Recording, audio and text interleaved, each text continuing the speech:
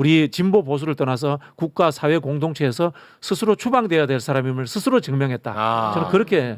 김문수는 뭔가 청렴하다. 그리고 이준석은 그래도 똑똑하긴 하다. 요런 생각들을 갖고 있는 분들이 계실 텐데요. 실제 그냥 팩트로 들어가면요. 가정도 못 다스리는 사람이 국가를 어떻게 다스리느냐 이런 이야기 하는데 가정을 지키려다가 국가를 망가뜨린 사람이 있어요. 김문수를 대통령 만들어라.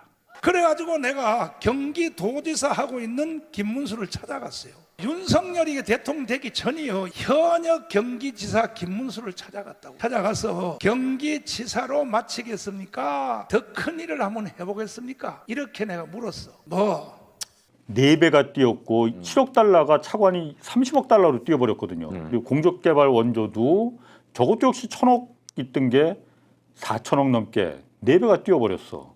왜 캄보디아냐 이거죠. 네, 본질이야. 제일. 본질이야. 네. 본질이고 기본이야. 내란 때문에 치러지는 조기 대선입니다. 근데 5월 23일 금요일에 사회 분야 대선 토론이 있지 않았습니까? 네. 그런데 그 토론을 보신 분도 계시고 안 보신 분도 계시겠습니다만 전 다 봤거든요. 그걸 보면 내란을 강조하는 후보는 이재명, 권영국 후보입니다. 내란을 강조하지 않는 후보는 김문수, 이준석 후보예요. 네. 이걸로 사실 끝난 겁니다. 끝났죠. 이번 조기 대선은 내란 때문에 치러지는데 내란을 강조하지 않아. 끝난 거지. 그렇죠. 맞지? 네. 그리고 심지어 김문수는 내란 우두머리 윤석열 정부에서 함께 국정을 운영한 사람이에요. 그렇죠. 이준석 후보는 내란 우두머리 윤석열을 만든 사람이에요. 네. 끝났잖아. 2번 끝났잖아. 그 사람들이 나와가지고 근데 대선 후보라고 토론하고 있어. 끝났잖아. 더 이상 뭐가 필요합니까? 그런데도 더 다루겠습니다. 사실 여기서 저는 끝났다고 보는 입장이거든요.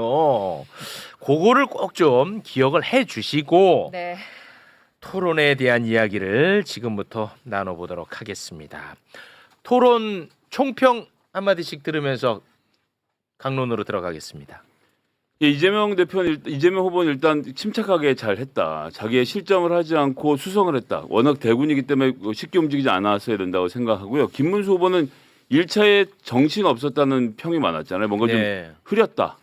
2차엔 작정하고 나와서 네거티브에 발을 담그는데 근데 네거티브도 너무 한물 간 걸로 하더만. 그러니까 자기 손에다 오물을 묻히면서 남한테 던지면요. 아유. 카메라는 본인의 손을 잡는다는 거예요. 원래 후보가 하지 말아야 될 네거티브까지 하는 게 이제 너무 급해 보이기만 했다는 점 지적하지 않을 수 없고요. 네. 그럼 이준석 후보는 뭐 워낙 평소처럼 계속 그 깐족깐족 말하는 이미지를 고착시키는 것은 본인을 보고 시원해하는 일부 계층을 제외하면 나머지 사람들에게는 혐오감을 줄 수 있는데 네. 자꾸 이제 극혐의 이미지를 강조하는 이유를 잘 모르겠다는 거 하나. 그다음에 팩트 체크하면서도 얘기하겠습니다만 일부 커뮤니티에서 올라오는 글들을 너무 지금 그 집중해서 보고 있다. 넓게 봤으면 좋겠다 세상을. 네. 그런 점 말씀드리겠고 권영국 후보는 작은 진보 정당이지만 좀 단단하게 맵게 하지 않나 이렇게 평가하겠습니다. 네.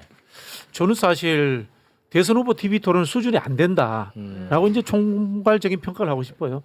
이재명 후보 유일하게 안정적인 국정 운영 방향을 밝혔다. 이렇게 보여지고 권영국 후보도 매섭게 진보 정당이 존재해야 되는 이유를 증명했다라고 네. 그렇게 보여집니다만은 아직은 30년 전 진보의 수준에 그대로 머물러 있다. 즉 진보가 집권하려면 프로세스라든가 과정 이런 것에 대해서 밝혔어야 되는데 그 정도까지 가는 세련됨을 보여주지 못했다. 그래서 아직은 대선 주자 감은 못했다라는 생각이 들었고요.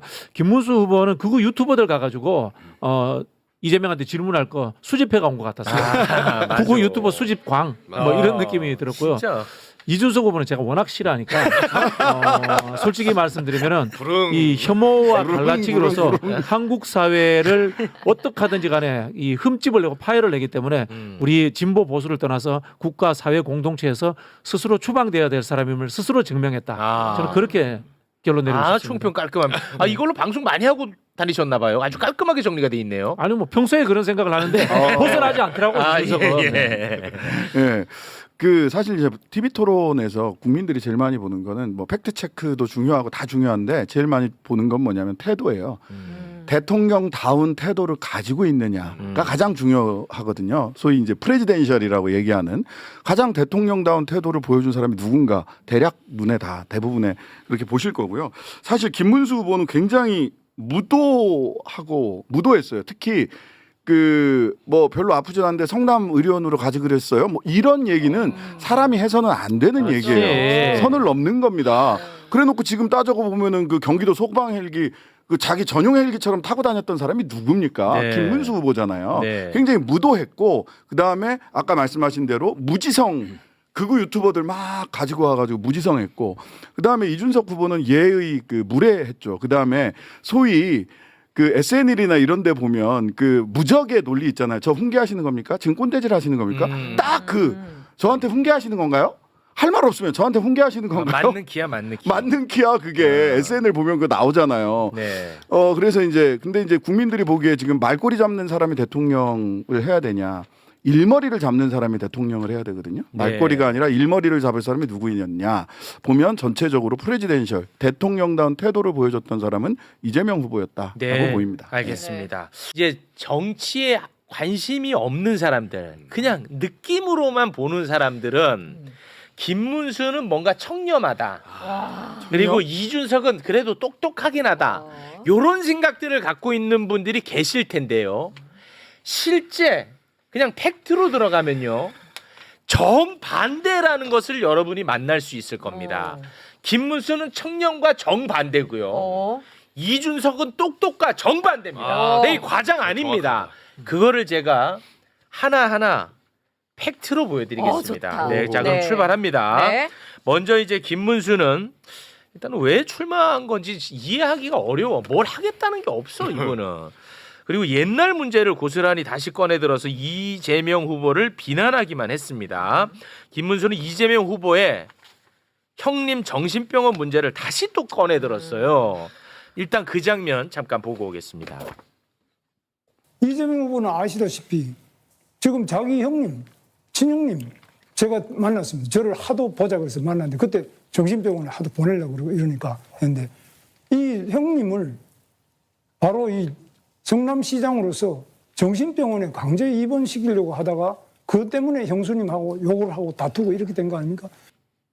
자, 이거는요 법적인 문제이기 때문에 제대로 짚고 넘어가야 됩니다. 네. 참고로 차명진 알죠? 차명진. 차명진 알죠. 심지어 김문수랑 제일 가까운 사람이네. 그러니까요. 맞아요. 차명진이 2014년 네.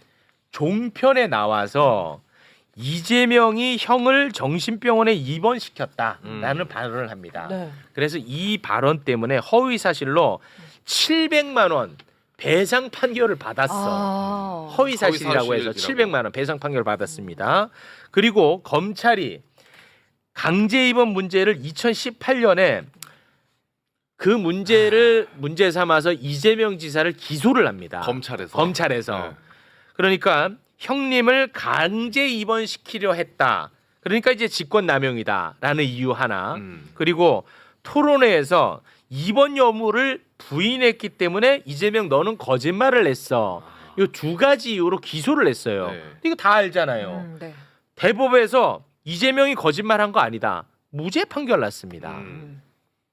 이 검찰의 기소가 예. 이거는 법적으로 굉장히 위험합니다, 김문수. 그러네. 자, 그런 데다가 방금 말씀하신 부분에 차명진이 원래는 항소심에서 형이 확정돼 갖고 검찰이랑 같이 항소하지 말자고 끝냈거든요. 네. 근데 지금 말씀하신 것처럼 검찰이 나중에 이재명 후보를 또 엮으려고 그렇지. 또 수사를 할 때 차명진 의원이 앉아서 보다가 어떻게 했겠어요? 옳았구나. 저 나도 걸어야겠다. 생각하고 재심 청구를 했는데 이것도 기각이 됐습니다. 그러니까 뭘 법적으로는 더 설명할 게 없는 부분이고 이게 신문에 난 이야기인데 김문수 후보가 당락과 상관없이 막 달겨드는 상황이 아닌가. 이렇게까지 할 일이 아닌데 그냥 이 얘기를 꺼내서 부정적인 이미지를 한 번 더 씌워놓고 그다음에 카톡에서 막 이상한 거 돌리고 하는 양동 작전을 쓰는 게 아닌가 좀 의심이 됩니다. 네. 더군다나 그 차명진 의원은 그 지역구를 물려받았던 사람이에요. 최측근이고 그 김문수 후보의 최측근이고 지역구 부천 쪽 지역구를 물려받았던 사람이고 그래서 한동안 그 여러 가지 법적인 그 여러 가지 처분을 받아가지고 뒤에 물러나 있다가 지금 캠프에 최측근 그룹으로 들어가 있어요. 맞습니다. 그러니까 뻔히 알고 있다는 거예요. 본인이 그 사건의 당사자였기 때문에 그런 말들이 거짓말이라는 걸 뻔히 아는 차명진이 가장 곁에 있는데도 그냥 하는 거예요. 아, 그러네. 그냥 하는 거예요. 더 그냥. 고약하지 그러면. 네, 더 고약한 겁니다. 더 고약한 거. 거짓임을 알면서 이야기하면 이거는 문제가 더 그렇죠. 심각해지는 예. 거 아닙니까? 아니 모를 수가 없어요. 당사자인 차명진이 최측근 그룹에 있는데 거기 지금 선본에. 네. 이 선거에서 네거티브를 안 할 수는 없어요. 근데 네거티브도 수준이 있어야 되는데 생각보다 개인적인 영역의 네거티브가 표에 도움이 안 돼요. 네거티브가 이념 논쟁이 될 때 표에 도움이 되거든요. 예를 들자면은 뭐 기본소득 이런 거 가지고 좌파 정책 아니냐. 그다음에 북한 관련해 가지고 종북 아니냐. 이런 것들은 생각보다 표가 돼요. 근데 개인적인 부분들은 특히 이 이야기는 수도 없이 나와서 이미 검증된 내용이기 때문에 네. 표가 안 돼요. 네. 근데 왜 이렇게 하느냐?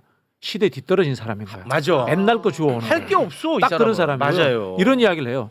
가정도 못 다스리는 사람이 국가를 어떻게 다스리느냐 이런 이야기 하는데 가정을 지키려다가 국가를 망가뜨린 사람이 있어요. JYP 좋았다. 그러네. 좋았어. 이 사람 자체가 옛날 사람이고 그냥 좋았다. 그거 유튜브 보고 주워오는 사람인 거야. 맞습니다. 이거 다 이미 다 해결된 거야 법적으로 이거. 이거 굉장히 법적으로 위험합니다. 네. 김문수. 그리고 김문수는 명백한 거짓말을 합니다. 토론회에서. 그렇죠. 심지어 명백한 거짓말을 하면서 본인이 네. 이재명 후보에게 거짓말 프레임까지 또 씌워버려요. 이건 허위사실 정말 공표다. 최악의 최악입니다. 네. 자, 그 장면 영상으로 보겠습니다.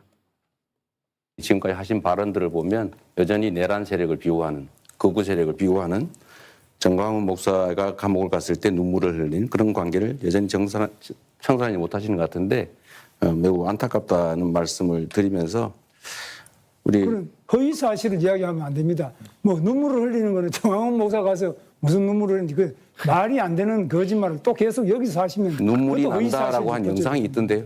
그러니까 이거는 허위 사실 유포죄로 또 지금 다시 지금 그 걸리면은 아주 누범, 재범, 뭐 개전의 그 여지가 없습니다. 근데 제가 이거 이제 보면서 네. 이 트라우마가 있으니까 나는 그 김문수가 우는 영상을 봤거든. 저도. 근데 그게 난 조작된 건 줄 알았어 또. 아, 저렇게까지 저렇게 하니까. 자신 있게 얘기하니까. 너무 저렇게 하니까. 아니야. 그런데 울어. 아니야. 대놓고 울었어 그냥 조작이고 나발이고. 심지어 네. 정광훈이가 구속영장이 청구됐을 때도 울고 정광훈이가 잡혀간 뒤에도 울고. 그냥 정광훈이면 그냥 울어. 울보. 그래. 울어. 근데 저렇게 거짓말을 합니다. 영상이 딱 남아 있는데요. 딱 남아 있습니다. 영상 일단 보고 싶겠습니다. 보고 싶겠습니다. 목사님 잡혀가시면 어떻게 할까? 저는 눈물이 계속 나서요. 맞아. 어제부터 지사님이 완전히 슬픈 모드에 들어갔어. 더 많은 우시는 거 봐. 사람들 속에서 울지 마. 괜찮아. 정광훈 목사님이 계셨더라면 우리들은 이렇게 아프지 않았을 것입니다. 운다.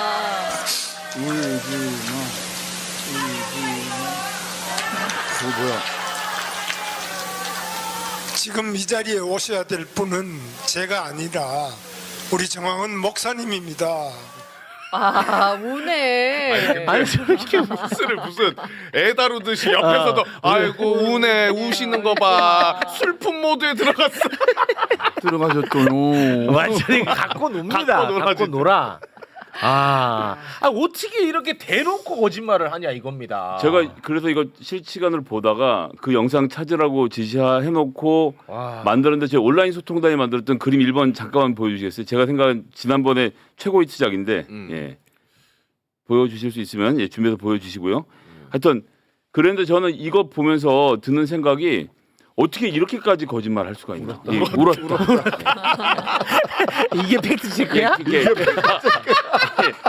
우리 보고 허위 사실 유포라 그러니까 이게 울었다. 가장 그리고 화면이 너무 좋잖아요. 울었다. 근데 내가 영상을 다시 봤어요. 왜냐하면 야, 진짜. 이거 잘못하면 허위 사실 유포로 저도 고초를 치르니까. 맞아. 확인해봤는데 약간 걱정은 좀 돼요. 그러니까 눈물이 흐르진 않고 약간 안구에 습기가 찬 정도만 되는 건 상태인 거잖아요. 이걸 가지고 이렇게 우기는 거는 김문수 후보 이건 아니 확인을 했을 텐데 어떻게 이렇게까지 태어나게 거짓말을 와, 하는지. 너무 그래서 때렸고. 저도 너무 이해가 안 가가지고 저 분명히 울었는데 저걸 내가 본 기억이 있는 데서 막 찾아봤어요. 아니, 분명히 울었는데 저걸 가지고 운 적이 없다라고 얘기를 하면 저 정도는 안구에 습기가 찼지 운 게 아니다. 그럼 진짜로 운 거는 따로 있나? 대성통곡을 한 게 있나? 그 정도 돼야 되나? 별별 생각이 다 들더라고. 어떻게 저렇게 뻔뻔하게 거짓말을 하죠? 저 운 겁니다. 왜냐하면은 그 정광훈님께서 정광훈 수령님이 울지 마. 그렇지. 했잖아. 그러면 안 울었으면 안 웁니다. 그렇지. 했어야지.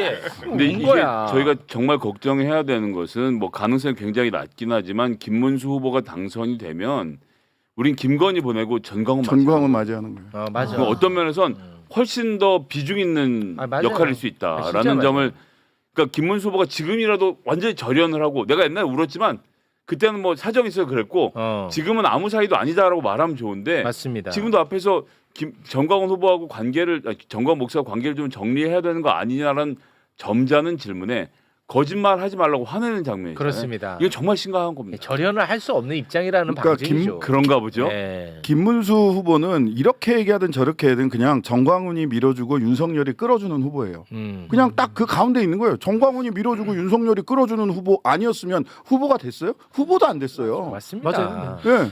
근데 이게 김문수의 허위사실 공표가 되지 않나요? 애매한데 지금 민주당이 선거법 이야기하고 있습니다. 행위 문제잖아요. 눈물의 양으로 이거 잴 수 있나? 아니면은 김문수나 정광훈이 울었다라고 인지했기 때문에 실제로 운 건가? 이거 사실관계가 애매할 것 같은데요. 기본적으로는 정치 싸움이니까요. 네. 선거에서 유권자들이 이런 것까지 다 포함해서 판단하실 거라고 생각합니다. 거짓말은 맞지. 나는 그렇게 느꼈습니다. 잉? 네. 울었다. 자, 그럼 체크. 이쯤에서 정광훈이 어떤 사람인지 잠깐 좀 보고 갈게요. 일단 국민의힘 자체가 정광훈 밑으로 들어갔고, 맞아요. 네. 그렇잖아. 그리고 국민의힘의 대선 후보가 정광훈 구속됐다고 울었고, 그리고 국민의힘은 정광훈과의 절연 선언을 안 했고, 그렇기 때문에 정광훈하고 국민의힘은 때려야 뗄 수 없는 관계입니다. 네. 이건 부정할 수가 없어요. 자, 그러면 이쯤에서 정광훈이 어떤 사람인지 잠깐 좀 보고 갑니다. 5월 22일 사랑제일교회에서 정광훈이 각 지역의 지역장들이 또 있나 봐요. 네. 이 사람들을 앞에 불러 세우더니 할당된 목표대로 사람 불러오지 않은 사람만 따로 세워놓고 가혹행위를 합니다. 이게 진짜 충격적이야. 네. 이게 진짜 어마어마한 장면입니다. 그 장면 영상 보고 오겠습니다. 여기 광역위원장들 앞으로 나와. 윤석열이가 탄핵되니까요.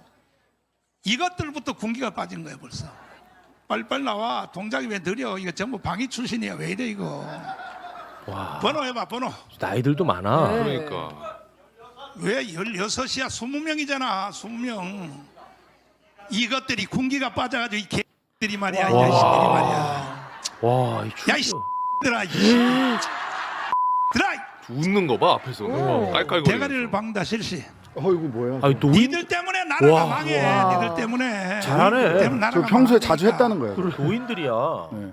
아니 뒷짐지고 있는 거잖아요. 어휴, 지금. 야, 나는 진짜 너무 놀랐어. 뒷짐지는 게 정통이에요. 네. 저걸 아, 이제 그래요? 원산 폭격 이렇게 이야기를 하거든. 가혹행위. 네, 가혹행위지. 못하게 합니다. 와. 큰일 납니다 저거. 전 맨 처음에 저 대가리 박아 이렇게 했을 때 앞에서 뭐 웃고 그냥 장난으로 하는 줄 알았는데 진짜 진지하게 오래 하더라고요. 아예. 아니, 저거 엄청 힘들고 저 가혹행위입니다. 이거는. 아니, 그리고 저건 자주 했다는 거예요. 딱 하자마자 누가 뭐 어떻게 우리가 이런 게 없이 그냥 맞아. 바로 하잖아요. 그럼 자주 했다는 얘기예요. 자주. 진짜. 너무 그러니까 무서워. 훈련된 조교처럼 딱 해버리잖아.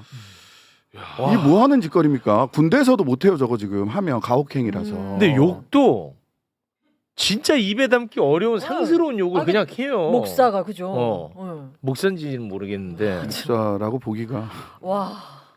와, 이런 사람을 위해서 대한민국 국민의힘 대선 후보가 네. 잡혀간다고 울었어. 지금도 절연 선언 못해. 그게 제일 중요한 그게 것 제일 같아요. 충격이고 제일 맞아. 중요하지. 그냥 정광훈 혼자 저렇게 놀면은 뭐 자기들끼리 알아서 할 문제지.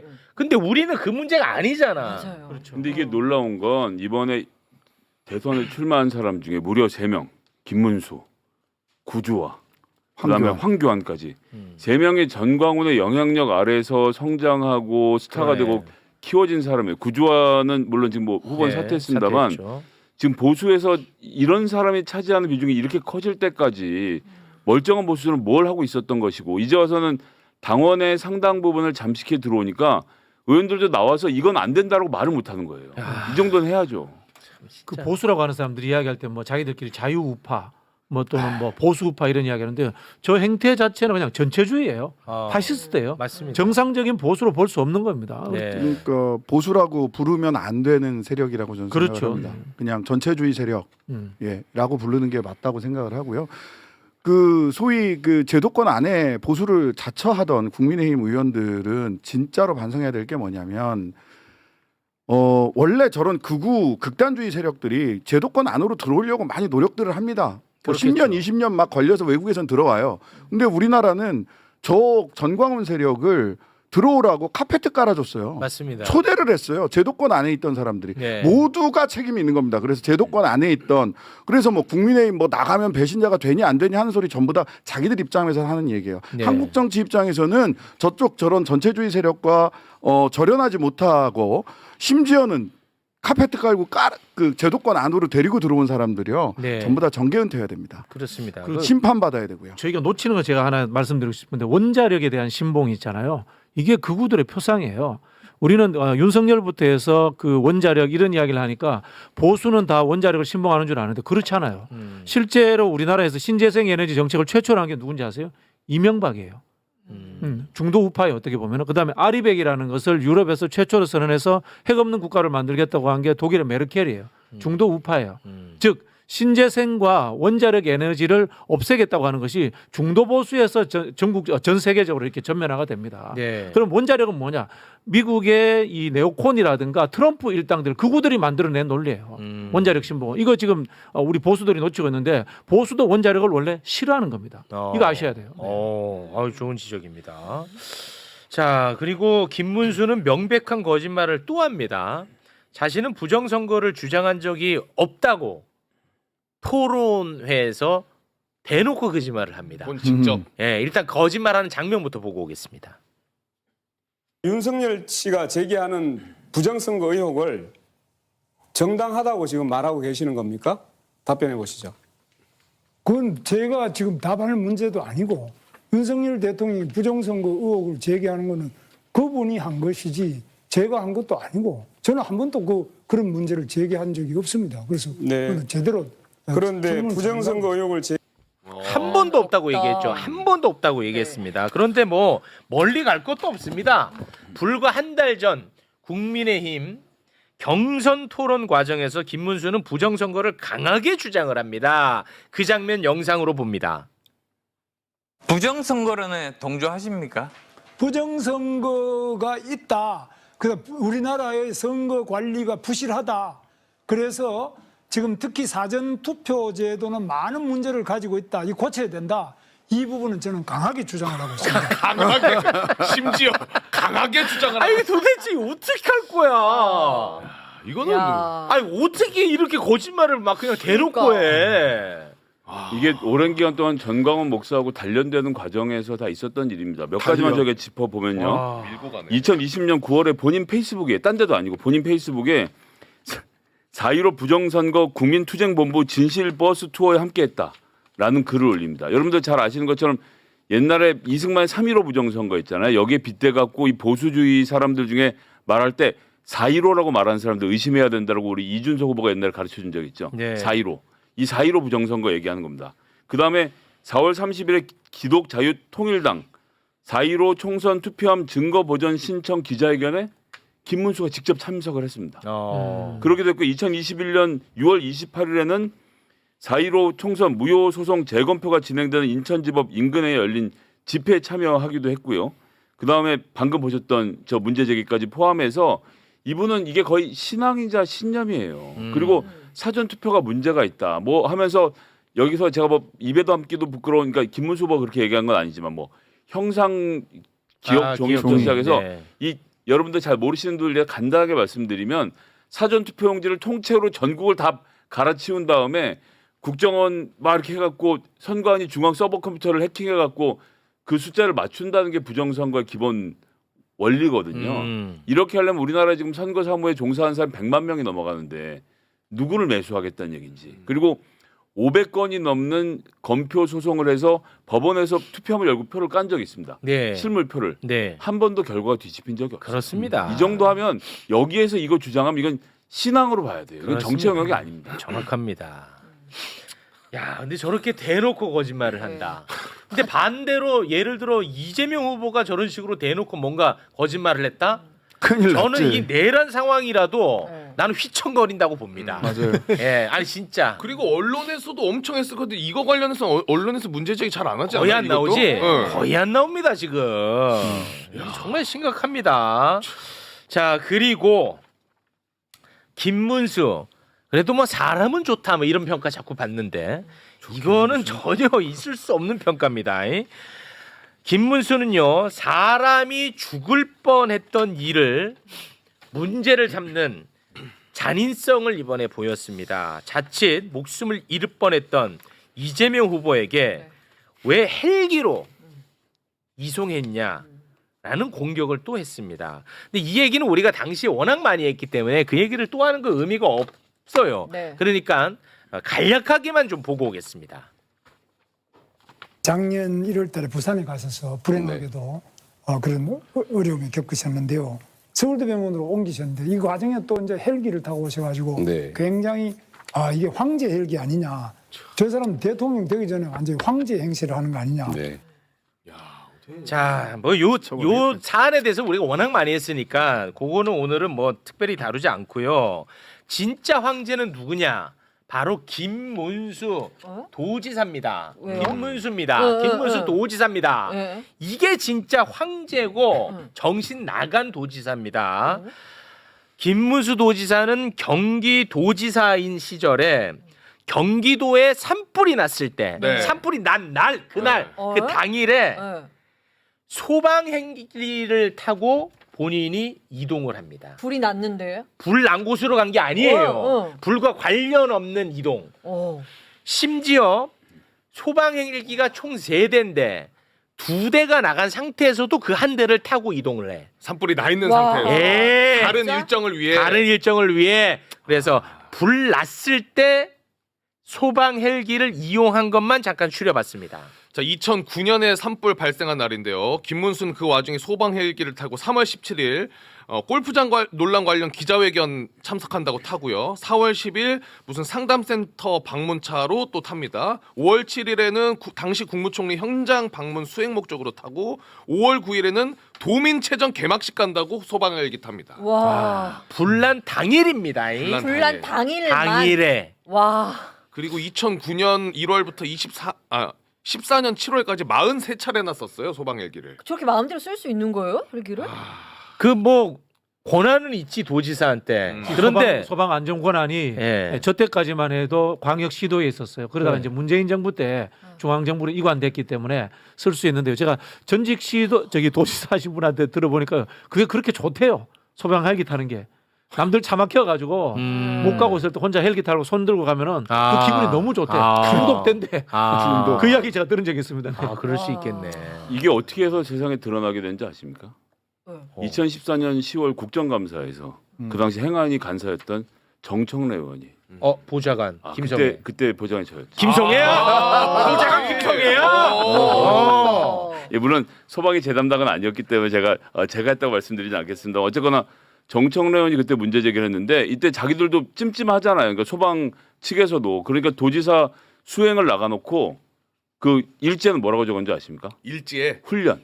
훈련. 그랬어요. 훈련이 자기들이 생각해도 도지사 기자회견 가는데 헬기 동원 못 쓸 거 아니에요. 그러니까 이런 걸 이제 훈련이라고 표시하고 또는 포천 아트밸리 개장식에도 소방 헬기를 타고 참석을 해요. 이건 또 뭐라고 썼냐면 항공 순찰.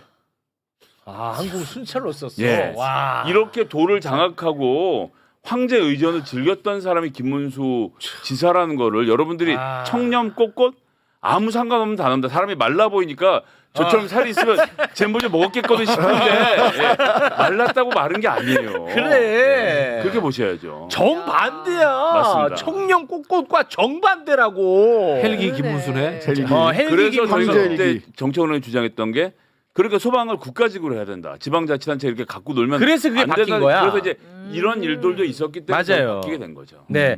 근데 김문수가 그 관등성면대라고 했던 거 그것만 사람들이 알잖아요. 소방서 전화해서 그거는 이건에 비하면 아무 일도 아니야 사실은. 네. 아 잠깐 근데 제가 하나 해명하고 지나가야 되는데요. 43번 중에 43번이 전부 다 사적 이용은 아니고 4차례는 재난 점검을 목적으로 했습니다. 아, 4차례. 네, 4차례. 그런 건 얘기해 주는 게 좋습니다. 그럼요. 43번 중에 4차례만. 예, 그렇습니다. 그럼 39번. 그거는 이게 이제 보니까요.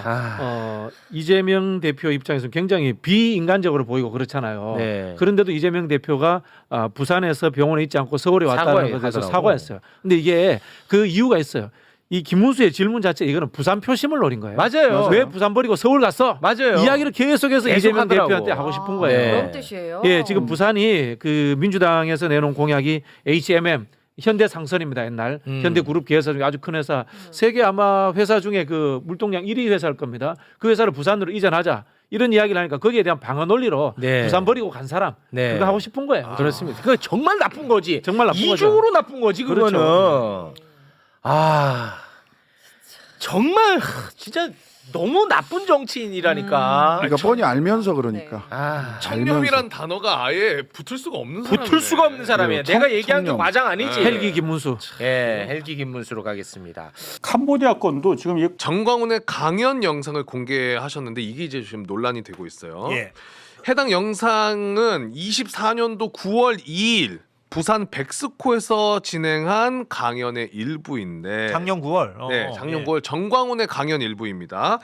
김문수가 윤석열 정부에서 이제 고용노동부 장관으로 임명이 됐잖아요. 그래서 임명돼서 임기를 막 시작할 때의 강연 영상인 겁니다. 이거 정광훈 유튜브에도 올라와 있는데 무슨 말을 하는지 영상 보고 오시겠습니다. 네. 김문수를 대통령 만들어라. 이야.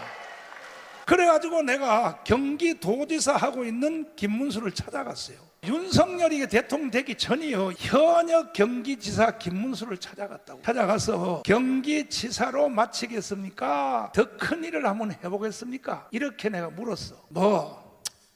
저야 경기지사로 끝내야죠. 이렇게 말을 하더라고. 그래서 더 큰 일을 하고 싶으면 더 큰 일이 뭐요? 대통령 하고 싶으면 나하고 일주일에 한 번씩 만납시다. 이렇게 내가 이야기하고 그리고 왔어요. 이제 딱 시작하니까 김문수 지사님이 딱 내 옆에 선 거야. 서가지고 내가 연설하는 거 모든 걸 다 외운 거야. 그래서 김문수 지사님의 이 모든 철학 사상 이거의 절반은 제 영향을 받은 거예요. 제 영향을 절반은. 작년 9월. 예. 작년 9월에 저렇게 발언을 네. 한 겁니다. 정광훈 씨가. 그러니까 본인이 기도를 받았다. 딱 기도를 하는데 이 하늘에서 계시를 받은 거예요. 예. 김문수를 대통령으로 만들어라. 이거를 받았다라는 거예요. 그래서 오케이 해가지고 경기지사 때 김문수가 내가 직접 찾아가서 30분 대화를 나눴다. 그래서 너 대통령 해볼 생각 없냐 했는데 이제 처음에는 김문수도 반응이 없었다라는 내용이고 그런데 경기지사직 끝나고 나서 김문수가 자기를 찾아왔다 직접 자기 발로 그래가지고 얘기를 나눴고 또 이런 이야기도 합니다. 지사 퇴임하고 김문수가 이제 또 우리 교회를 한 2년 다녔다. 그리고 2년 동안 예배 마치고 점심 먹으면서 이런저런 대화를 많이 나눴다. 이런 내용도 들어가 있습니다. 어쨌든 그래서 마지막에 보신 것처럼 김문수의 철학과 사상 절반은 내 영향을 받은 거다. 어허. 내 예배를 항상 옆에서 보고 내가 김문수를 만들었다. 만들었다. 근데 사이비들이 레퍼토리가 똑같네요. 명태균도 오세훈 만나가지고 그거 뭐 하고 싶소? 그러네. 대통령 하고 싶소? 해가지고 그런 영향을 본인 다 영향을 많이 받네. 레퍼토리가 똑같아요. 오세훈 시장 본인이 만들었다 주장하죠. 네. 시도, 예. 그러니까. 자, 그러면 이제 김문수가 정광훈의 영향을 받았다라고 정광훈 씨는 이야기를 하잖아요. 그럼 그 영향 받은 정치 사상은 무엇인지 예. 영상 몇 가지 좀 보고 오겠습니다. 먼저 이거 보시죠. 우리 국민의힘이 어떤 경우에는 광장 세력, 그러니까 제도권 정당 안에 들어와 있지 않는 광장 세력과도 함께 손을 잡을 필요가 있습니다. 지금 뭐 촛불 시위 아시지 않습니까? 민주당은 그런 거 마음대로 하고 민주노총 같은 불법 파업도 완전히 옹호하고 있습니다. 뭐 노란봉투법 이런 거는 불법 파업에 대해서 손해배상하면 안 된다는 그런 법이잖아요. 정광훈 TV군요. 예. 네, 저런 발언들이 있었고 그리고 고용노동부 후보자로 인사청문회 당시 때 작년 8월 27일인데요. 요것도 절대 잊어서는 안 됩니다. 요것도 예. 하나 보고 오시겠습니다. 일제 강점기에 살았던 우리 선조들은 국적이 일본입니까? 나라가 다 뺏겨서 일본으로 강제로 다 그러면 편입이 저의 부모님, 후보자의 부모님 일제치하의 국적이 일본입니까? 일본이지 그거 뭐 그걸 모르십니까? 아니 일제시대 때 일본 우리나라 말이 되는 얘기입니까 이게 지금? 무슨 말씀을 하세요? 아니 일제시대 때 우리 선조들이 전부 다 일본 일제시대 때 국적이었다고요? 우리나라 국적이 전부 한국입니까? 무슨 그걸 말- 어떻게 인정하는 사람이 국무위원 된다는 거예요 지금? 인정은 무슨 인정이에요? 상식적인 이야기를 해야지 말이 안 되는 이야기를 하시면 안 되죠. 아무리 인사청문회지만은 일제시대 때 무슨 한국이 국적이 있었습니까? 나라가 망한데 무슨 국적이 있어요? 요 영상은 뭐 지금 보고 계신 분들이 다 알고 계시겠지만 혹시나 모르시는 분들이 계실 수 있기 때문에 정말 널리 퍼졌으면 좋겠습니다. 아니 저 때 나왔을 때 진짜 저걸 저렇게 진짜 도라이다 이런 생각을 많이 했는데 지금 대선 후보 나와 있으니까 새삼 그러니까 혼란스럽네요. 네. 네. 1년도 안 됐네요 지금 보니까. 그러네요. 저렇게 장관 됐는데.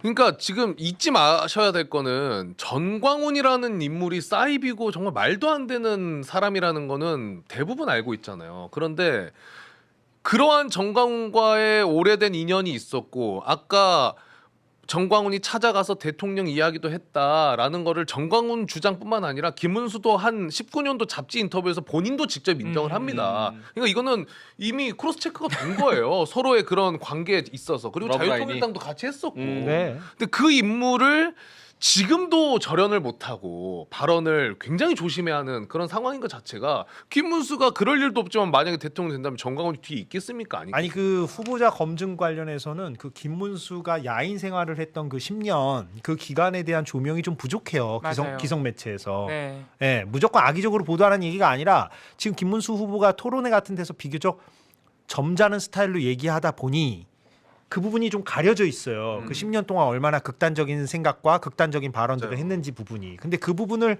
후보자 검증 차원에서라도 한번 복습을 하고 유권자들에게 정보 제공을 해줘야 되거든요. 근데 그게 잘 안 되고 네. 있죠. 맞아요. 예, 굉장히 극단적으로 경도된 사람인데. 예. 네. 특히 2020년 자유통일당 정광훈 씨랑 같이 만들 때는 몇 년 되지도 않았습니다. 그러니까. 런 것들을 도대체 무슨 생각으로 어떤 행보를 보이면서 했는지를 아니 좀 김문수 후보는 해야죠. 윤석열 씨가 픽업해주지 않았다면 네. 그냥 야인으로 끝나는 그럼요. 분이었어요. 맞아요. 맞습니다. 예. 진짜. 근데 경산호위 위원장으로 픽업을 해줬고 그러면서 고용노동 장관을 했고 그래도 내란 사태 터져서 대선 후보까지 된 거죠. 예. 진짜.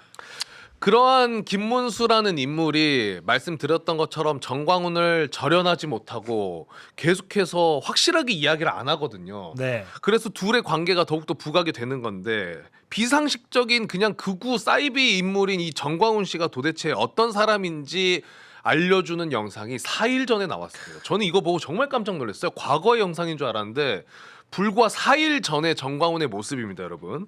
사랑제일교회 지역 광역위원장들을 앞에 나오게 한 다음에 아이고 예. 집회 참여 음. 이제 인물 그러니까 사람들을 동원 별로 못한 사람들을 대상으로 이러한 행동을 하는데 이건 직접 영상으로 보시면 네네. 됩니다. 지금 여기 광역위원장들 중에서 동대표 그다음에 실행위원장들 좌우로 정렬해요. 자, 대가리를 박는다 실시. 동작 그만. 다시 일어서. 이 동작이 왜 느려 이거. 다시. 대가리를 박는다 실시. 이게 현역이 아는 사람은요. 지금 손 보면 알아요. 손을 지금 쥐고 앉았어. 이것들은 다 지금 이건 발로 차버려야 돼 이거들. 손을 발에 덩어리로 딱 이렇게 한 사람은 이건 현역이야. 이거 현역. 이것도 현역. 이거. 막 다리를 부들부들 떠시는 분도 있네요. 예. 저희 장난이 아니라 진짜 꽤 저러고 있습니다. 근데 더 소름 끼치는 건 정광훈이 저렇게 머리 박으라고 하잖아요. 앞에 신도들이 깔깔대면서 맞아요. 웃어 막 네. 아하하하하 하면서 경악을 금치 못했습니다. 진짜 경악을 금치 못했어요. 저 우리 군대에서도 살았지 오래된 그럼요. 저 뭐라고 해야 되나요? 저거 훈육 방식이라고 해야 되나? 가혹행위? 예전에 가혹행위. 그 원산 폭격이라고 그러잖아요. 그렇죠. 그리고 그것도 가혹행위라고 그래서 오래전에 사라졌어요. 저거. 그렇죠. 저게 극우 집회 참여자를 못 데려왔다고 하니. 목표치만큼 할당량만큼 못 데려왔다고 못 데려왔다. 그렇다는 동원을 거죠? 못했다. 동원을 못했다. 야. 저러면서 이야기하는 게 이번 대선에 실패하면은 내가 너네들 북한으로 추방시켜 버릴 거다. 아이고. 그리고 교인들한테 이번에 마지막 집회니까 생명을 걸어라 이런 이야기도 하고요. 예. 추가적으로 이거는 이제 조금 자극적이고 너무 심한 이야기라 얘기를 안 하려다가 네. 어쨌든 정광훈의 실상을 알아야 되니까 저희가 네. 어쩔 수 없이 얘기를 하는 건데 네. 교인들 상대로 지금 체제가 북한으로 넘어가게 돼 있다. 여러분들이 정신 바짝 차려서 국민 계몽해야 된다면서 안 그러면 차라리 북한으로 가든지 김정은한테 성폭행 당하든지 해라. 이런 발언도 합니다. 정신 나가. 대놓고. 목사가 아니에요. 네. 아, 목사가 아니죠. 네. 사람이 아니에요. 사람이 목사가 정광훈 씨라고 아니라 목사라고 부르면 안 됩니다. 정광훈 씨라고 그냥 하는 게 맞아요. 예. 그런데 이러한 정광훈에 대해서 다시 한번 말씀드리지만은 제대로 손자르지 못하고 있는 상황입니다.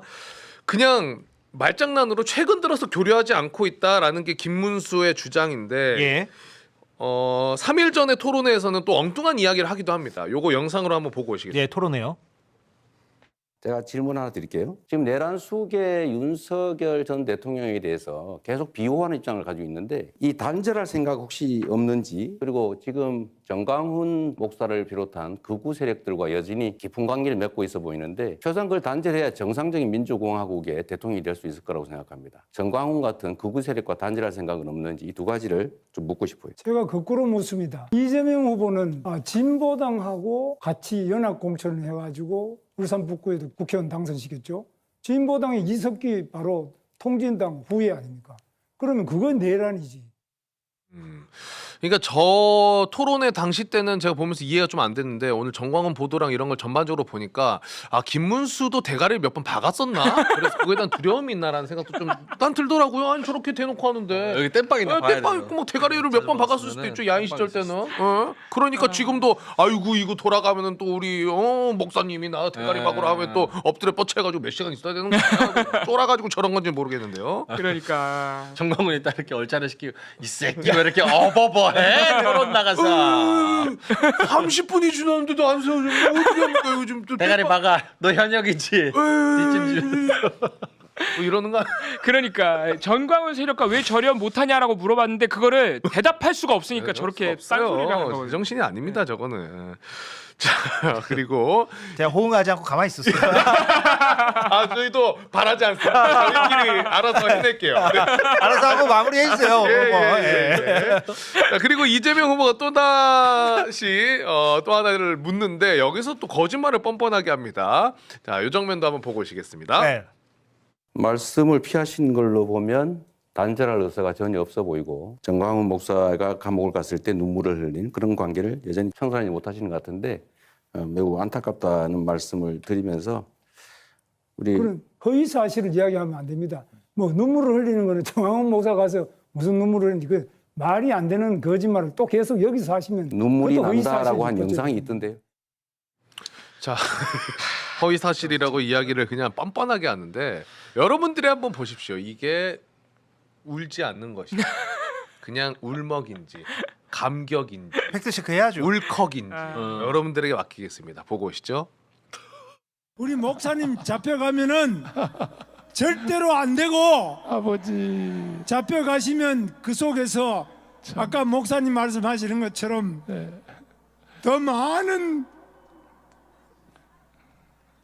에이, 우리 국민들 속에서 울지 마 괜찮아. 아이, 참. 모르겠어요. 한번 검색해봐 주세요. 김문수가 77 아니에요? 77? 아, 74? 예. 77? 곽선 씨 계속해 주십시오. 네. 예, 눈물을 그러니까 눈물이 나오진 않았다, 뭐 울먹였다는 겁니까? 그럼 김문수 후보는 참 그게 애매하네요. 그러니까 저게 거의 어떻게 안 저 장면만 보면은 옛날에 그 드라마 겨울 동화, 가을 동화? 가을 동화, 겨울 연가 네. 그 급이에요. 약간 울먹거리는. 요것도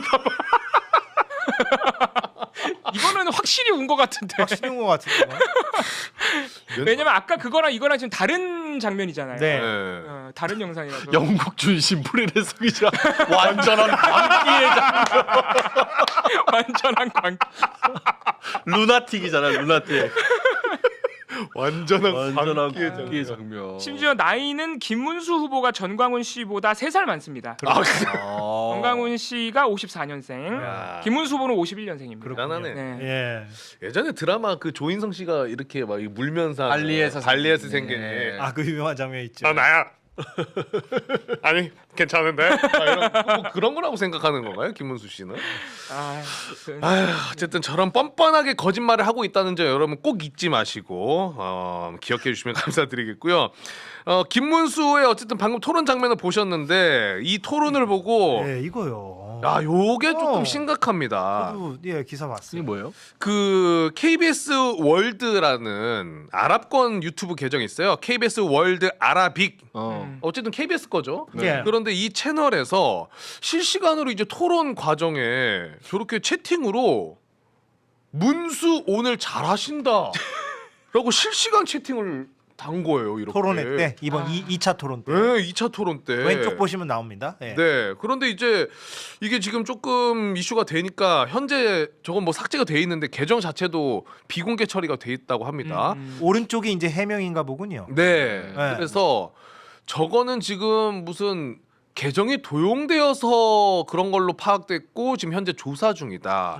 해킹을 의심을 하고 있는데 저 계정에 접속할 수 있는 사람은 몇 명 안 됩니다. KBS 본사 4명, 자회사의 KBS 미디어 직원 6명, 총 10명밖에 안 된다고 해요. 저 계정에 접속할 수 있는 사람은. 그 10명 중에 한 명이 본인이 접속했다는 사실을 모르고 댓글을 달았을 가능성도 있죠. 그렇죠. 그렇죠. 사실은. 근데 네. 다 당사자들은 다 부인한다면서요? 네, 당사자들은 다 부인. 나 저렇게 댓글 단 적 없다. 네, 10명 다 그래서 KBS 측은 도용됐다. 도용됐다. 그 입장이고. 근데 도용이면 저 옆에 이거 체크 표시가 안 나오잖아요. 그래? 저 체크 표시가 아니 저 계정 자체를 해킹했으면 도용이 해킹을 했다. 해킹당했다고 얘기를 하는 거야. 아, 물론 뭐 수사해봐야 알겠지만 그 10명 즉 계정 비밀번호를 알고 있는 그 10명 가운데 한 명이 본인 개인 계정인 줄 착각하고 댓글을 달았을 가능성이 그랬을 더 가능성이 높아 저도 보여요. 그렇죠. 예. 생각이 좀 듭니다. 예. 왜냐하면 저렇게 한글로 그냥 이렇게 해커가 KBS 월드 아라빅을 굳이 해킹을 해서 김문수 응원 댓글을 답니까? 너무 문수 오늘 잘하신다. 아니 뭐 딴 거 뭐 돈 벌 생각을 하고 뭐 딴 걸 해야지. 그렇지. 좀 너무 한가하지 않나요? 해커가 했다고. 주로 해킹을 당하면 이제 그 베팅 사이트 막 온라인 카지노 막 이런 걸로 도배를 해놓던가, 그러니까. 아니 뭐 비트코인 막 이런 걸로 도배를 해놓던가 막 이렇게 하지. 예. 그렇죠. 문수 오늘 잘하신다고 하려고 해킹을 하진 않죠. 개연성이 너무 떨어지죠. 네. 예. 문수 오늘 잘하신다. 아니, 실수일 가능성이 높아 보이죠. 그렇죠. KBS가 참 말도 많고 탈도 많은데 이런 사고까지는 아는군요. 예. 네, 어쨌든 뭐 지금 김문수는 아직까지도 정광훈을 못 끊어내고 있는 정광훈 딜레마에 빠져 있다. 네, 그리고 뭐 원래 저런 인물이었다. 지금 올려치기 될 사람이 아니다 절대. 그렇게 정리 좀 하겠습니다. 내일 토론이잖아요. 네, 맞습니다. 마지막 토론입니다. 뭐 어떤 정광훈이나 윤석열과의 관계를 좀 더 캐물어야죠. 음. 거기에 대해서 어떤 생각인지를 더 적극적으로 좀 김문수의 입장을 들어봐야죠. 왜냐하면 이거는 반드시 점검해야 될 부분이잖아요. 그렇죠. 예. 권영국 후보가 조금 파이팅 있게 여쭤봐 주시면 좋을 것 같은데. 김문수 후보님 대가리 박은 적 있으십니까? 뭔 소리? 기대해 보겠습니다. 아까 그 윤석열 기자도 부정선거 영화 왜 봤나? 전 이것보다 부정선거 영화 보면서 왜 졸았나? 그렇죠. 그렇게 좋아하면서 그렇죠. 약간 이런 질문도 들어갔으면. 차라리 쉬운 질문을 줘야 돼. 평소에 얼마나 주무십니까? 어제 한잔 하셨습니까? 요즘에 추천 메뉴는요? 뭐 이런 거. 나는 그게 나을 거라고 봅니다. 대답할 수 있는 질문. 더 수치심 느끼게. 맞습니다. 예. 그 황시연님은 대구에서 이제 80대 할아버지랑 이렇게 좀 대화를 하시다가 조금 이렇게 정치적 견해가 엇갈리신 것 같아요. 제가 일일이 다 읽지는 않겠지만 대구에 계시는 할아버지 분께서는 이재명 후보를 좀 싫어하시는 분인 것 같고 황시연 씨는 이재명 후보를 지지하시는 분인 것 같고 예 그래서 서로 좀 이렇게 설전이 오간 그런 사연을 좀 달아주셨습니다. 예 대구에서 좀 그런 일이 있을 수 있죠 왕왕. 예. 뉴스토마토 단독 기사? 예.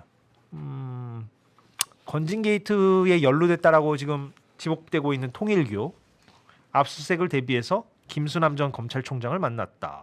와. 김수남은 윤석열 씨와 서울대 79학번 동기다. 현재는 이제 태평양 소속이고 김수남을 선임해가지고 이제 뭔가 의뢰를 하려고 했던 게 아니냐. 예, 이런 기사도 지금 나오고 있고요. 이런 거 보면 만약에 저런 것들이 지금 나오는 보도들도 그렇고 다 사실이라면 굉장히 어렵긴 할 건데 이 정말 이 집단 사이비 단체들 이거 어떻게 정리를 해야 되나 좀 진짜 너무 이거 머리가 좀 아픕니다. 아니 고위층에 연루가 너무 많이 돼 있어요. 네. 정말로 힘이 너무 세다는 거죠. 너무 무서워요 사실. 정광훈 저런 사이비 집 대통령 후보까지 사실상 배출했다고 우리가 의심하는 거 아니에요? 그러니까요. 지금 정광훈 세력이. 그리고 통일교 그러니까 사실 영향력이 셀 수는 있는데 대통령에게 저들의 권력이 미쳤고 대통령이 거기에 또 호흡을 맞춰줬다는 게 사실 너무 충격입니다. 사실 대통령까지는 안 와야 되는 건데. 근데 이거 그 수사 얘기를 하다 보니까 오늘 그 이봉영 의원이 가져오신 것 중에 오세훈 서울시장 네. 이미 조사를 받았다? 어제 받았다고 합니다. 예. 그러니까 네. 이것도 눈에 띄는 기사예요. 그렇습니다. 그러니까 언론은 뒤늦게 알았다? 네, 오늘 알려진 건데요. 예. 검찰 그 수사 명태균 게이트 수사팀이 어제 오전 9시부터 오후 밤 9시까지 그러니까 무려 12시간이나 오세훈 시장을 불러서 명태균 게이트 관련 조사를 했다고 하고요. 예. 이 사실은 오늘 서울시가 직접 밝혔습니다. 아, 그래요? 예, 서울시가 예. 직접 밝히면서 이게 알려졌고 서울시는 수사 받았다는 사실을 공지를 하면서 이번 조사를 계기로 허위 과장 왜곡이 바로잡히길 기대한다. 이렇게 또 입장까지 내기도 했는데 검찰은 이것저것 좀 흘려줄 때도 많은데 오세훈 시장을 어제 조사했다는 것은 어제 흘려주지 않았나 보군요. 그렇습니다. 공교롭게도. 그래서, 예, 예. 이 수사 내용도 구체적으로 안 나와요. 왜냐하면 서울시에서는 조사를 받았다는 사실만 얘기했지 예. 이게 수사 과정에서 어떤 얘기가 오고 갔는지는 뭐 검찰이 뭘 질문했다든가 근데 대략적 줄기는 우리가 이미 알고 있잖아요. 그렇습니다. 뭐 2020년 12월부터 명태균 씨가 2021년 4월 서울시장 보궐선거를 위해서 최소 13번의 여론조사를 해줬다. 13번. 그렇습니다. 특히 2021년 1월부터는 오세훈 시장을 포함해서 그들의 측근을 최소 7번 만났다. 그래서 오세훈 시장이 직접 부탁했다. 나경원 이기는 조사해달라고. 직접 부탁했다는 게 이게 명태균 씨의 주장이고요. 이미 확인된 것은 후원자 김한정 씨가 3,300만 원의 여론조사 비용을 대납해줬다. 이건 확인된 사실이고요. 또 여론조사 명태균 씨가 오세훈 시장을 위해서 여론조사해주는 과정에서 나경원을 상대로 한 당내 경선 여론조사, 안철수를 상대로 한 단일화 조사 등을 조작했다. 여러 가지 방식으로 뭐 유령 응답자도 있고요. 수치를 직접 조정하는 것도 있고요. 여론 조작까지도 이미 확인이 됐고요. 또 이 여론조사를 해서 보고서를 써서 국민의힘 싱크탱크인 여의도연구원의 보고까지 됐다까지도 확인된 사실입니다. 예. 네. 그런 중심 줄기에 대해서 물어봤겠죠. 그렇습니다. 오세훈 시장이 어떤 역할을 했느냐, 네. 혹시 관련성이 없느냐. 네. 근데 이제 서울시는 뭐 이제 오해가 풀릴 것이다 이런 입장이라는 거군요. 그렇습니다. 딱 2번 만나고 부정한 방식으로 여론조사하길래 인연 끊었다. 이 입장을 서울시 오세훈 시장은 아직도 유지하고 있습니다. 예, 글쎄요. 검찰 단계에서 밝혀야 될지 아니면 특검으로 넘어가야 될지 뭐 그건 좀 지켜봐야 될 것 같고 특검으로 가겠죠. 예, 특검으로 가서 아마 오세훈 시장 부분도 다시 좀 들여다봐야 될 겁니다. 예, 지금 검찰 단계에서는 지금 신뢰성을 좀 받긴 힘들 것 같고 이것도 뉴스타파. 이거 재밌더라고요. 예, 이거 어떤 내용입니까? 이게 이준석 개혁신당 대선 후보가 국민의힘 당대표를 하던 시절에 명태균 씨를 통해 알게 된 재력가 아들 조모 씨, 그 사람이 국민의힘 대학생위원장으로 뽑히도록 뒤에서 도운 정황이 확인됐다? 재력가 조모 씨가 명태균한테 1억 5천을 건넨 사람인데 그 재력가의 아들이 미래한국연구소 직원 했다가 국힘 대학생위원장 했다가 윤석열 캠프를 거쳐서 대통령직 인수위원회까지 들어가고 대통령 직속 디지털 플랫폼 정부위원회를 거쳐가지고 지금은 대통령 비서실에서 근무하고 있다. 예. 그래서 조 씨가 이렇게 용산까지 갈 수 있었던 것은 국민의힘 대학생위원장이라는 그 타이틀 때문인데. 저기가 이제 스타트죠. 국힘에. 네. 미래한국연구소 직원까지는 뭐 별게 아니니까. 근데 그 타이틀을 애시당초 따낼 수 있었던 게 명태균 씨가 이준석과 가까우니 힘을 써서 말하자면은 이준석이 그렇게 도와준 게 아니냐. 예, 이런 거군요. 근데 저 그러면은 재력가 조씨가 명태균한테 준 1억 5천이 그냥 그런 자리를 위한 뇌물인지 혹은 이준석의 여론조사와도 관련이 있는 돈인지도 파야 되지 않을까 싶은데요. 굉장히 날카로운 얘기입니다. 그게. 예, 그러니까 그 재력가 조 씨가 아들 좀 챙겨주세요. 라는 식으로 이제 명태균 씨한테 돈을 줬는지 아니면은 뭐 이준석과의 어떤 연관관계가 또 있는 건지 네. 이런 걸 봐야 되는 거잖아요. 아마 채용 청탁은 강하게 의심이 되고, 근데 국민의힘 대학생위원장 저게 2021년에 이준석 후보가 당 대표일 때 본인이 시작한 거거든요. 청년 정치하겠다 그러면서 예. 무슨 토론 대회도 열었어요. 그 청년 대변인 뽑겠다고. 예. 그래서 토론 대회 열어가지고 거기서 우승한 사람 실제로 대변인 임명하고. 네. 그런 청년 정치 이준석표 청년 정치 장치 중에 하나가 저 대학생위원회였는데, 예. 저 국민의힘 대학생위원장으로 갔다는 것 자체가 이준석 후보의 영향력 아닐까? 왜냐하면 지금 저 뉴스타파가 보도한 건 2021년 8월에 대대적으로 홍보를 해서 대학생위원회 모집 공고를 내 가지고 네. 모집을 했는데 아무도 모르게 2021년 10월에 또 공고를 2번이나 했다고 합니다. 네. 근데 그거는 홍보도 제대로 안 하고 왜 했는지 모르겠다는 거예요. 근데 아무래도 추가적으로 누군가를 이준석 당시 당대표의 영향력으로 데려오기 위해서 요식행위식으로 공고만 올려놓은 거 아니냐. 지금 뉴스타파가 의심하는 건 그런 부분. 예. 명태균과 이준석의 관계. 그것도 참 뭐 더 밝혀져야 될 부분이 많은데. 지금도 통화를 하고 있고. 네, 최근에도 통화를 최근에, 했고. 네. 그게 밝혀졌고. 그래서 명태균 씨 입장은 단일화를 하라는 거고. 이준석은 안 한다는 거고. 거짓말, 여기도 거짓말 대잔치입니다. 지금. 사방이 거짓말이야 지금 보면은. 일단 한학자 그 통일교 총재하고 김건희 비서 그 유경옥 씨 두 사람이 이제 출국 금지가 됐대요. 그런데 유경옥 씨가 건진법사 부탁으로 샤넬백 2개를 교환해달라고 심부름을 했다는 거잖아요. 네. 근데 이상한 게 어쨌든 검찰에서 지금 하나둘씩 자꾸 뭔가가 나오긴 나와. 그런데 검찰이 이제 건진 폰을 이제 포렌식을 해봤는데 유경옥하고 건진법사 저 전성배가 서로 전화를 한 기록이 하나도 없더라. 는 거예요. 문자도 한 기록이 없다는 거겠지. 아니 그러면 샤넬백을 바꿔달라고 더 신상으로 바꿔달라고 웃돈까지 주면 그 얹어서 한다고 했는데 어떻게 저걸 갖다 통화도 안 하고 어떻게 바꿔달라고 유경옥한테 부탁을 했다는 건가? 그 부분이 지금 미스테리거든요. 지금. 말이 안 되는 거죠. 사실은. 말이 안 되죠. 네. 아니 그 샤넬백을 건진이 바꿔달라고 했다고 하더라도 적어도 그러면 건진이 그것도 말이 안 되는데 사실은 대통령실에 말은 다 안 되지. 다 안 되죠. 그렇죠. 그러니까 건진 자기 비서가 아니잖아요. 자기 비서가 아니야. 유경옥은 김건희 비서지. 대통령실 직원이에요. 그러니까 더군다나 정식 직원인데 건진이 자기 개인 비서 부리듯이 야 일로 와봐. 그래갖고 이거 하고 해서 좀 나은 거로 바꿔와라고 심부름을 시켜. 아니 그거 시켰다고 해. 그런데 시켰다고 치자 이거야. 그런데 전화를 했을 거냐. 야 내가 이거 좀 바꿔야 되는데 네가 좀 이거 좀 내가 하기엔 좀 그렇잖아. 샤넬 매장에. 그러니까 네가 좀 갔다 와. 전화를 했어야 될 거 아니야. 연락은 해야 될 거 아니에요. 최소한. 그 말은 다시 말해서 저도 제가 생각해봤어. 그랬더니 건진이 퇴근 시간을 맞춰서 유경옥 씨 집에 가서 무작정 기다리고 있다가 퇴근하는 거 보고 샤넬백 하나 주고서는 이거 좀 바꿔와. 직접 말로 했다. 이거밖에 설명이 안 되잖아요. 거짓말이지. 이거. 근데 통화한 적도 없는 사람인데 집 주소를 어떻게 알고 찾아가죠? 그게 더 이상하지 않나요? 뭐 옛날에 같이 코바나 콘텐츠에서 같이 뭐 일하긴 이랬었대요. 근데 어쨌든 거짓말이지 당연히. 거짓말이죠 저거. 저는 이 사안 자체를 그렇게 보고, 그러니까 건진 법사는 여기 이제 시기가 22년 7월 딱 요때잖아요. 나토 정상회담이 있었고 6월에 나토 정상이 있었고 이게 이제 취임 이후에 한두 달 사이에 그때 그 1호기 공군 1호기에 지금 이제 이현모 비서관 와이프 민간인 탑승 동시에 터질 때예요. 그래서 이때 제가 그 용산 출입하고 있었는데 무슨 소문이 돌았었냐면 그 김건희 여사의 이런 이 문제는 당시 안 나왔지만 여러 설이 나왔을 때 겁이 없다는 얘기가 나왔어요. 겁이 없다. 그러니까 처음에는 이걸 예를 들면 하다못해 주가 조작을 해 먹어도 차명으로 해 먹잖아요. 보통은. 그렇지. 그러니까 보면 도이치모터스 때는 대놓고 자기 이름으로 자기 계좌로 받다가 삼부토건 가면 이제 김건희 계좌가 사라져요. 이제 그런 건 봐도 초반엔 겁이 없거든요. 근데 대통령 초반에 임기 초에 겁이 없이 소위 말해서 뇌물 같은 걸 받는 정황들이 발견되거든요. 근데 저도 이 당시에 그 건진법사까지 아니고 캄보디아 내용을 들었었어요.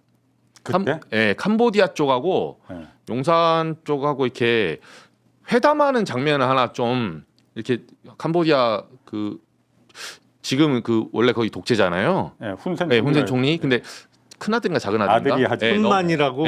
넘어갔고 아들이죠. 그 오른팔이 국방부 장관인가 그래요. 근데 한국에 한번 오려고 했거든요.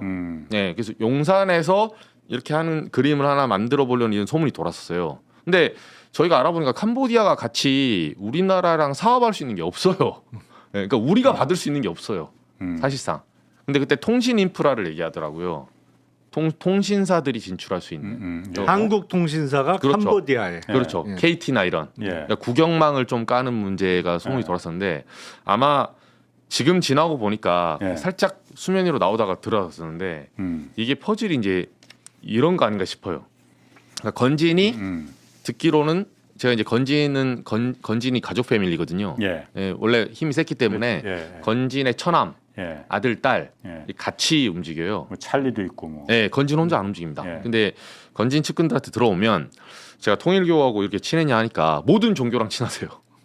건진 법사 모든 불교, 뭐 통일교 할 거 없이 종교 쪽 통하는 라인은 건진을 통해서는 다 연결이 된다. 이 소리 하면서 통일교라서가 아니라 이때 통일교가 그 원래 몇 해 전부터 그 왕자의 난 그리고 네 분이 있거든요.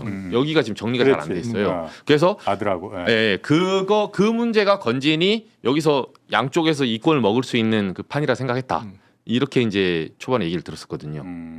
근데 이러면서 근데 이렇게 소위 말해서 이렇게 좀 짜치는 이런 뇌물을 받을 줄 몰랐어요. 건진이 좀 통이 클 줄 알았죠. 아니 목걸이 하나에 6천만 원. 아니 그러니까 약간 이렇게... 자기들은 그렇게 저한테 얘기하더라고요. 막 우리는 뭐 한 번 하면 뭐 로비 막 1,000억 뭐 기관망 사업을 한다고 하니까 저는 그렇게 생각했죠. 여기는 게이트구나. 근데 이거는 건진 스케일에 좀 안 맞잖아요. 어떻게 보면 좀 많이 실망했습니다. 저는. 어쨌든 지금 검찰에서 하나하나 나오는 게 자꾸 업데이트가 돼요. 저 샤넬백만 해도 그러니까 전화 통화가 없었다. 그건 다시 말해서 건진은 상관없고 김건희가 샤넬백 가서 교환해 와 하고 유경옥한테 지시한 거지. 그러니까 그렇게 당연히 보는 게 맞겠죠. 그게 상식이죠. 그게 상식인 거 아니겠어요? 그리고 또 그 그래프 목걸이 이것도 그 건진하고 윤영호 그 전 통일교 세계 본부장 하고 통화 문자를 주고받은 게 2023년에 뭔가 저 돌려달라 이 얘기가 있었잖아요. 그래서 저게 그러면 사달이 뭔가 났구나. 저게 통일교가 아마 팽을 당한 거 아닌가 뭐 이런 얘기가 있었잖아요. 근데 저게 조금 더 업데이트된 구체적인 내용이 문자 메시지가 나왔는데 그게 뭐였냐면은 목걸이 그때 보관한다고 하셨는데 보관 중이라면 제가 받는 게 맞겠다라는 걸 저렇게 2023년 11월 29일 2023년 말에 저 문자를 보냈다는 거예요. 그때 전성배 이제 건진법사가 만나서 말씀드리겠다. 이게 새로 이제 검찰에서 저걸 갖다가 언론에 아마 좀 줬나 봐. 그래서 저게 구체적인 게 나왔거든요. 그래서 목걸이를 그러면은 김건희한테 전달이 안 된 거 아니냐. 이런 뉘앙스로 지금 조선일보하고 동아일보가 저 보도를 했거든요. 근데 저는 저 메시지를 보면서 그 드는 생각이 목걸이는 대가성이 있었구나. 그러니까 그냥 취임 축하 내지는 뭐 영부인이 남의 거 빌려서 하지 마시고 이거 하세요라고 준 게 아니고 하여튼 저 건너간 목걸이는 저게 어떤 사안 그러니까 어떤 청탁 목적이 분명한 대가성이 있었던 목걸이기 때문에 근데 그게 조건이 성립이 안 된 거예요. 그게 뭔지는 제가 정확하게 알 수 없습니다만 예를 들어서 통일교가 YTN 인수권에 관심이 있다고 했었잖아요. 근데 YTN은 결국엔 뭐 레미콘하는 회사로 넘어갔어요. 경영권이. 그러니까 그거는 관심을 보이고 어떤 그거를 잘 처리해 달라는 청탁의 대가로 대가성으로 목걸이가 건너갔는데 안 됐어. 일을 하다 보니까. 그러면 그 목걸이는 돌려줘야 될 거 아니에요. 대가성이 있게 받는 건데 그 목적을 달성 못했으니까 네. 저는 저 문구 보고 그 생각이 들더라고요. 이거는 청탁의 대가로 건너간 거기 때문에 이거는 안 됐으니까 내놔 도로 이렇게 상대가- 이어진 거 아닌가요? 대화가? 상대가 그냥 보통 권력자도 아니고 네. 어쨌든 영부인이잖아요. 네. 영부인한테 했는데 줬다가 YTN인지 뭔지 모르겠으나 그게 대가가 청탁이 안 됐으니까 다시 돌려줘. 네. 더군다나 상대 김건희인데 가능한 일이었을라나? 그러니까 확실한 거래죠. 그거는 거래인 거지 그러니까. 확실한 거래다. 네. 아니 저 문구를 보고 그 생각이 들더라고요. 그럼 그러니까 김건희한테 일단 가긴 간 거예요 그러면은? 그거는 뭐 모르죠. 갔다가 일이 안 돼서 건진이 다시 돌려받아서 보관하고 있었던 관계인지 아니면 일종의 건진을 에스크로 계좌처럼 활용해서 될지 안 될지 모르니까 일단 갖고 있어. 되면 그냥 바로 네 되면 거야. 들어간다. 되면 네 거고 안 되면 이거 돌려줘야 돼. 보관자야. 수탁자로서 책임지고 보관하고 있어. 뭐 이런 관계인지는 확인해 봐야죠. 그러니까 김건희한테 그게 건네지 목걸이가 안 건너갔을 수도 있다. 적으로 보면은. 그런데 그 전에 이 문자는 또 설명이 안 되는 거거든요. 그러면 그게 뭐냐면은 2022년 7월에 윤영호가 김건희 여사가 물건을 잘 받았다고 하더라. 여사님께서 건강이 좋아졌다고 한다. 저 말은 다시 말해서 김건희 측하고 윤영호하고 둘이 얘기를 했다는 거 아니에요. 저 물건이 그때 건너간 게 뭐 그라프 목걸이하고 샤넬백하고 천수함 뭐 이런 거였다고 하니까 그러면은 저거는 물건을 잘 받았다고 하더라. 김건희가 그러면은 목걸이를 받았다는 얘기 아니에요? 저거로 보면은? 아니 그러니까 그거는 건네간 이유가 따로 있겠죠. 그러니까 그거는 뭐 예를 들어서 청탁과 함께 건너갔는데 그 청탁의 목적을 달성을 했거나 아니면 정말 앞으로 잘해보자는 의미에서 특별한 부탁이나 청탁 없이 그야말로 취임 선물 목적으로 줬거나 그러면은 돌려받을 일이 없겠죠. 그거는. 조선일보는 조선일보도 저 문자를 좀 해석을 했더라고요. 저 뒤에 김건희가 건강이 좋아졌다고 하지 않았느냐. 그러니까 물건은 목걸이나 샤넬백은 아니고 잘 받은 건 천수삼이다. 그렇게 얘기를 하더라고요. 천수삼만 그럼 확인을 했다는 거예요. 그러면 6천만 원짜리 뭐 1,000만 원짜리 백은 놔두고 그거는 사실 뭐 좀 말이 안 되는 것 같고. 그렇죠. 같이 건너갔으면 다 받은 거고. 그 중에 뭐 그러니까 당연히 확인을 해봤겠지. 다른 말 하기는 그렇잖아요. 백이 잘 어울린다고 하더라. 뭐 이런 말을 남자들끼리 주고받기는 좀 어렵지 않나요? 근데 저는 저 두 번째 나오는 카톡 있잖아요. 거기를 좀 유심히 봤거든요. 저 날짜 보시면 2023년 11월 29일이거든요. 저 때가 언제인지 아세요 혹시?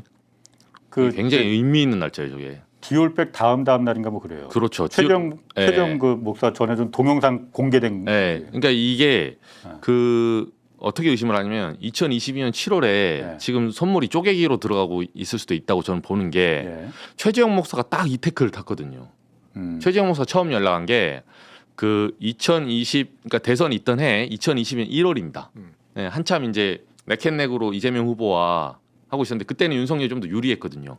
그래서 먼저 이제 캠프 때 연락을 해가지고 당선이 되니까 당선 이후에 뭐 양주도 가고 화장품도 가고 책도 들어가고 이런 식으로 하다가 이제 나중에 이명수 기자하고 해서 2022년 말쯤에 디올백 들어가거든요. 근데 저 29일은 서울의 소리 보도가 27일 날 나오는데 아마 통일교에서 의심을 하기 시작한 것 같아요.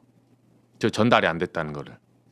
그러니까 본인은 분명히 김건희하고 그러니까 왜냐하면 최재형 목사도 어느 순간에는 중간에 이명수 기자하고 다리를 이명수 기자는 당연히 존재가 없었고 최재형 목사도 어느 순간 이후에는 김건희 여사랑 처음에 이렇게 하다가 이렇게 싼 거 선물하면 답이 없고 비싼 거 하면 들어오라 그러고 이렇게 하면서 다이렉트로 그래서 비싼 걸 줄 때 이 사람이 다이렉트로 콜백이 온다는 걸 알게 돼요. 저희도 인터뷰했을 때 그렇게 얘기해 주더라고요. 그러면서 쭉 관계를 이어나가는데 통일교도 어느 정도 그 뇌물을 빌드업을 했을 거예요 분명히. 본인들이 원하는 어떤 지점이 있으니까 그 지점까지 이제 거래를 해야 되잖아요. 줬으니까 받아내야 되니까 거래해야 되는데 여사가 최재형 목사도 그때 얘기 들어보면 막상 물건은 받아가고 그 중간에 대가가 안 온다는 거예요. 거래가 안 맞지. 부탁한 게 네, 거래가 안 맞는 거예요. 받기만 하고. 네, 그러니까 부도수표 계속 부도수표 날리는 거야. 수표 부도내고 있는 거죠. 네. 그러니까 최재형 목사는 이제 그 처음에 접근부터가 이제 그렇게 했지만 접근할 때 뭘 바라고 한 건 아니고 뭐 예를 들면 여러 가지 얘기를 하잖아요. 통일에 대한 얘기도 하고. 근데 최재형 목사가 뭘 딱 집어서 요구하지 않아도 김건희 여사는 그런 거에 대해서 그러면 뇌물이 소위 말해서 들어오면 뭘 원하시냐. 등가에 이걸 물어봐야 되거든요. 내지는 아래에서 물어봐야 돼요. 근데 그런 사람이 아니에요, 보니까. 아, 그러면 저게 날짜가 2023년 11월 29일이면은 준게 나토 정상회의가 그때 2022년 1년 반 전이지 거의. 1년 5개월 전이지. 1년 5개월 동안 그 몇천만 원짜리 6천만 원짜리 목걸이를 갖다가 선물로 뭔가 뇌물의 대가로다가 뇌물로다가 줬는데 1년 반 동안 갔는지 안 갔는지 제가 그 세계를 잘 몰라서 그런데 알아보지도 않았다. 잘 받으셨습니까? 이걸 뭐 알아보지도 않았다. 저는 왠지 나중에 보면 목걸이가 하나가 아닐 가능성이 있을 거예요. 아, 여러 개일 수 있다. 목걸이가 하나가 아닐 것 같다라는 김건희한테 생각이 준 게? 들어요. 예. 왜요? 아니 이게 약간 상황하고 안 맞는 것 같아요. 그러니까 목걸이가 한 번만 건너간 게 아닌 것 같아. 그럼 여러 번 건너갔으니까 그 중에 그 그라푼과 그 목걸이는 그럼 건진이 중간에서 그냥 자기가 킵한 건가? 그러기는 어려울 거고 사실 그걸 배달 사고 내기는 어렵다고 보고요. 그러니까 아까 말씀드린 대로 하여튼 어느 지점에 어떤 목걸이는 확실히 어떤 대가성이 있게 넘어갔는데 그게 거래가 성사가 안 된 거죠. 목적을 달성 못한 거죠. 이 부분은 그러니까 하나하나씩 뭐 나오긴 나오는데 아직 우리가 정말 코끼리 다리 만지기니까 아직 정확히 모르겠습니다. 그런데 계속 나올 거야 어차피. 저게 캄보디아가 워낙 막 저기서 막 꽁충꽁충 뛰어버렸거든. 유독 캄보디아만. 그러니까 저 차관도 4배가 뛰었고 7억 달러가 차관이 30억 달러로 뛰어버렸거든요. 그리고 공적개발 원조도 저것도 역시 1,000억 있던 게 4천억 넘게 4배가 뛰어버렸어. 왜 캄보디아냐 이거죠. 그러니까 저게. 캄보디아 같은 나라가 사실은 검은 거래를 하기에는 딱 좋습니다. 일단 캄보디아 자체에서는 뭐 신경 쓸 게 없어요. 사실상의 이른바 그 부자 간에 계속 이어서 세습으로 독재를 하는 나라라고 봐야 되잖아요. 그러니까 거리낄 게 없어. 거기를 통해서 거래를 하면 예를 들어서 정상적인 국가라면 우리나라 같으면 뭐 하다가 언론이 알아챌 수도 있고 뭐 야당이 뭘 감사하다가 알아낼 수도 있고 뭐가 걸릴 수가 있잖아요. 나는 잘못이 없는데 저쪽에서 실수해갖고 저쪽에서 일이 어그러질 수가 있잖아요. 그런데 캄보디아는 그런 걱정은 안 해도 돼요. 기본적으로. 그리고 최근에는 제가 모르겠는데 과거에 제가 보니까 캄보디아나 캄보디아의 은행이나 이런 데가 전산화가 안 돼 있어요. 도통. 전산화가? 은행의 전산 시스템이 제대로 구비가 안 돼 있어요. 그럼 이렇게 장부에 손으로 적고. 옛날에 왜 우리 통장 가져가면 이렇게 은행은 조그만 글씨로 하고 요만한 도장 찍어주잖아요. 그러니까 그런 식으로 해갖고 이게 캄보디아 모 은행에다 돈을 집어넣으면 찾아낼 방법이 없어. 그 지점까지 찾아내서 가서 물어보기 전에는 우리는 뭐 그런 게 어딨어요. 뭐 신한은행 본점 가서 전산 쭉 훑어보면 나오잖아요. 그게 안 되더라고. 그 전에 보니까 캄보디아는. 그래서 그럼 캄보디아를 픽한 건가 그러면? 하여튼 저 부분도 캄보디아 계속 하나씩 나오니까 계속 하여튼 잊어버리면 안 돼요. 잊어버리면 안 되고 샤넬백도 중요하고 목걸이도 중요하지만은 얼마나 해먹은 게 정말 있느냐 없느냐 이거 계속 좀 따라가 봐야 됩니다. 구독과 알림 설정은 많은 힘이 됩니다. 더욱 좋은 영상으로 보답하겠습니다.